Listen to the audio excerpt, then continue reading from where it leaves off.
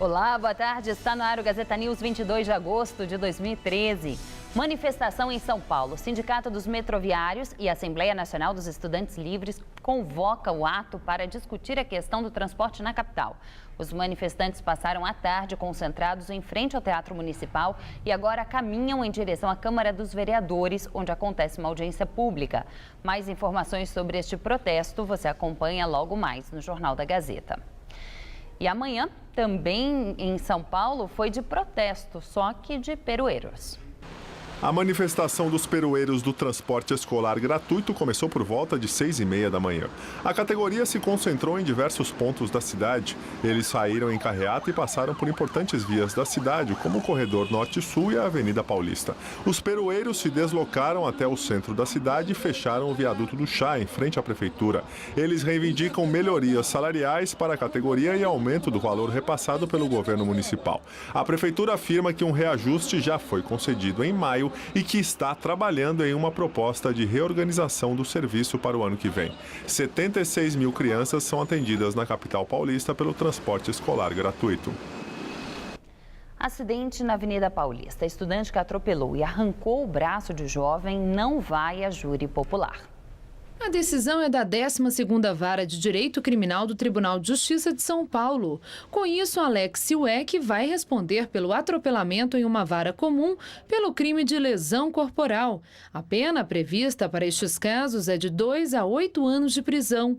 O Ministério Público pedia que o estudante fosse julgado pelo crime de homicídio, com dolo eventual, pois Siuek, ao dirigir em alta velocidade, teria assumido o risco de matar. O caso aconteceu no dia 10 de março deste ano. Siuek atropelou David Souza. No acidente, o ciclista teve o braço arrancado. O estudante fugiu sem prestar socorro à vítima e jogou o membro em um córrego.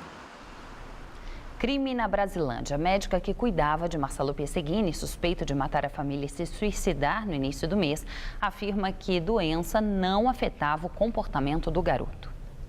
Neiva Damasceno prestou depoimento hoje à polícia e reafirmou que nem a doença fibrose cística, nem os remédios poderiam provocar alterações no comportamento do garoto.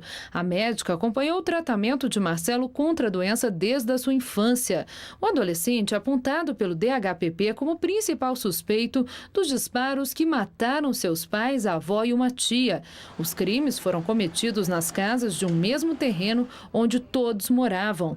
O motivo dos assassinatos e do suicídio ainda não são conhecidos. Mais de 35 pessoas já prestaram depoimentos sobre o caso. Os laudos da perícia devem sair ainda esta semana. Polícia encontra alimentos vencidos em depósito de uma empresa fornecedora da rede de supermercados Dia, em São Bernardo do Campo, na BC Paulista. A chefe de produção da confeitaria foi presa em flagrante. Um lote de carne vencida havia mais de um ano estava entre os produtos em condições irregulares. Na despensa havia ingredientes no chão, sacos abertos e produtos com prazo de validade vencido. Em vários pontos do prédio, os agentes encontraram veneno para rato bem perto de produtos estocados. As investigações apontam que as mercadorias eram vendidas para 12 lojas franqueadas da rede de supermercados Dia. Em nota, a rede de supermercados Dia afirma que o local é um centro de produção independente de panificação que não tem relação com as atividades da rede. Julgamento dos recursos dos condenados do processo do Mensalão entra no 3º dia. Os ministros rejeitaram por unanimidade os recursos do ex-tesoureiro do PT, Delúbio Soares. Ele foi condenado a 8 anos e 11 meses de prisão pelos crimes de corrupção ativa e formação de quadrilha. No julgamento da ação, o Supremo concluiu que Delúbio era o principal braço operacional do núcleo político do Mensalão. Depois, os ministros analisaram e também negaram por unanimidade os recursos de Ramon Rolebar, o ex-sócio de Marcos Valério. Ele foi condenado por diversos crimes, entre eles corrupção ativa e passiva e lavagem de dinheiro. A pena dele é de quase 30 anos de prisão. Os ministros também analisaram os recursos de Enivaldo Quadrado, sócio da corretora Bônus Banval, que ajudou a repassar os recursos do esquema ao PP. O recurso dele foi acolhido parcialmente. Com isso, o Quadrado terá pena, que era de pouco mais de 3 anos de prisão, convertida em prestação de serviços à comunidade. Neste momento, os ministros analisam os recursos de Marcos Valério. Começa a valer no domingo o 9º dígito para celulares do interior de São Paulo. Exemplo do que já ocorre na capital paulista desde julho do ano passado, o dígito 9 deverá ser acrescentado na frente do número dos celulares do interior do estado.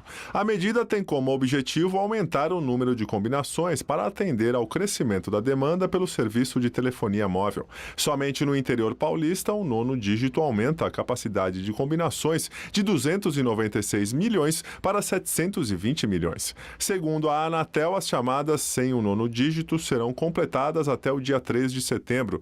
Depois disso, se não discar o 9, a pessoa ouvirá uma mensagem alertando sobre a mudança e a chamada pode ou não ser completada.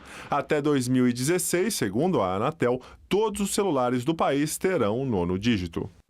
Economia. Índice de desemprego no Brasil em julho é o menor dos últimos 5 meses. Segundo o IBGE, no mês passado, a taxa de desemprego da população economicamente ativa ficou em 5,6%. Apesar de ter caído 0,4 ponto percentual em relação a junho, o índice de desemprego em julho ficou 0,2 ponto percentual acima do medido no mesmo mês de 2012. Hoje fez calor em São Paulo e as temperaturas devem continuar altas nos próximos dias. Vamos aos detalhes da previsão.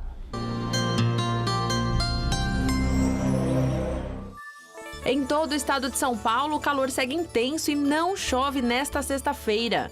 No centro-oeste paulista, as temperaturas ultrapassam os 30 graus, chegando aos 33 em Votuporanga.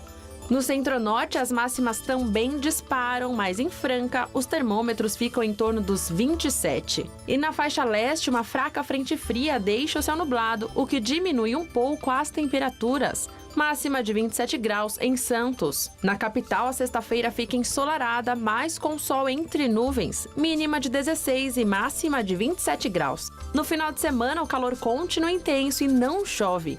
Máximas de 28 graus no sábado e de 29 no domingo. Música. Dudu Nobre faz show hoje em São Paulo. O sambista se apresenta no Bar Mangueira, que fica em Pinheiros, na Zona Oeste. Os ingressos custam entre R$15 e R$25. E o Gazeta News de hoje termina aqui. Novas notícias logo mais às 7 da noite no Jornal da Gazeta e no Jornal da Gazeta, edição das 10. Até lá.